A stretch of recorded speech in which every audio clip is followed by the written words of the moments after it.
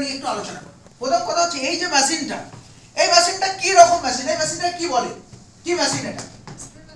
Good spray machine. Spray machine অনেক রকমের রয়েছে, দেখুন অনেকে সবজিতে স্প্রে করে, জাস্ট 5 লিটার রয়েছে, এরকম ভাবে টানছে তারপরে দিচ্ছে, এরকম করে, সেটা স্প্রে মেশিন, ঠিক আছে? এটা একটা স্প্রে মেশিন, সেটা একটা স্প্রে মেশিন। আবার আরো দেখবেন ম্যালেরিয়াতে এক ধরনের পাম্প, একজন বাইরে বালতিতে এরকম করে পাম্প করছে আর একজন দেওয়ালে স্প্রে করছে, সেটাও একটা স্প্রে মেশিন। এটা কি স্প্রে মেশিন? যদি পিছনের দিকে দেখেন, দেখবেন এখানে লেখা আছে ন্যাপস্যাক স্প্রেয়ার, KNAPSACK, ন্যাপস্যাক, তারপর আছে স্প্রেয়ার। দেখবেন সমস্ত মেশিনের, এই ধরনের মেশিনের পিছনে সামনে, যেমন দেখুন এখানে লেখা আছে কি ATC, মানে কোম্পানিটার নাম ATC শক্তি সুপার, এটা হচ্ছে কোম্পানির নাম। তারপরে লেখা আছে ন্যাপস্যাক স্প্রেয়ার। অর্থাৎ আমরা ডেঙ্গি প্রতিরোধের জন্য যে মেশিনটা ব্যবহার করি সেই মেশিনটার নাম হচ্ছে ন্যাপস্যাক স্প্রেয়ার। শুধু স্প্রে মেশিন বললে ওটা সাধারণ লোকের বলাটা ঠিক হবে, আপনার বলাটা ঠিক হবে না, বুঝতে পারলাম? এখন দ্বিতীয় প্রশ্ন হলো ন্যাপস্যাক কেন? এর স্প্রে মেশিন ন্যাপস্যাক, ন্যাপস্যাক বলতে কি বোঝাচ্ছে, কেন এটার নাম ন্যাপস্যাক? ন্যাপস্যাক মানে হচ্ছে প্রেসার, চাপ। এই মেশিনটা আমি যদি জাস্ট এটা মুখটা ধরি, তাহলে কিন্তু এর থেকে জল বেরোবে না, বেরোবে? প্রেসার দিতে হবে, তবেই জলটাকে বের হতে হবে। সেই প্রেসারটা কিভাবে হতে পারে?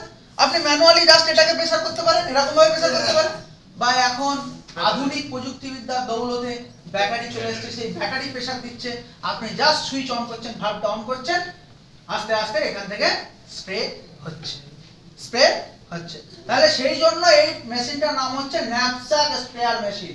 আরো অন্যান্য মেশিন আছে, সেই মেশিনের সাথে এই মেশিনের তফাৎ এই জায়গায়, এটার নাম হচ্ছে ন্যাপস্যাক স্প্রে মেশিন।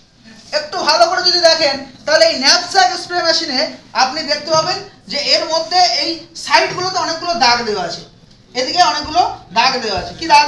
প্রথমে 2 লিটার, তারপরে 5 লিটার, তারপরে 10 লিটার, তারপরে 16 লিটার। প্রত্যেক মেশিনের ক্ষেত্রে এই দাগটা দেওয়া থাকবে, 2, 5, 10, 16। পরিমাণটা, জলের পরিমাণটা আপনাদেরকে নতুন করে আর মাথা খাটিয়ে বেশি বুদ্ধি বার করতে হবে না, ঠিক? তাহলে এই স্প্রে মেশিনের ক্ষেত্রে আরো যে 2-4টে কথা বলবো, সেটা হচ্ছে এই স্প্রে মেশিনের এখানে একটা ছোট্ট একটা ফিল্টার টাইপের একটা ছাঁকনি আছে।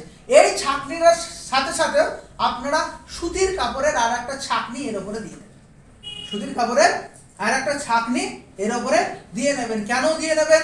কারণ আমরা যে সমস্ত জল বা ধরুন ওই যে লার্ভিসাইড দেবো, সেই লার্ভিসাইডের মধ্যে যদি কোনো অপদ্রব্য থাকে, তাহলে সেই অপদ্রব্যগুলো এখানে আটকে যাবে এবং যার ফলে এই মেশিনটা সুস্থ স্বাভাবিক থাকবে। আর তা না হলে এই অপদ্রব্যগুলি এই পাইপ দিয়ে এসে ঠিক এর মধ্যে যে অংশটুকু আছে, এটার নাম নজেল, এখানে যে আটকে যাবে এবং এই জায়গাটায় আটকে গিয়ে আস্তে আস্তে নজেলটা ব্লক হয়ে যাবে। মেশিনটা প্রচুর পরিমাণে প্রেসার দেবেন, কিন্তু এদিকে জল বেরোবে না।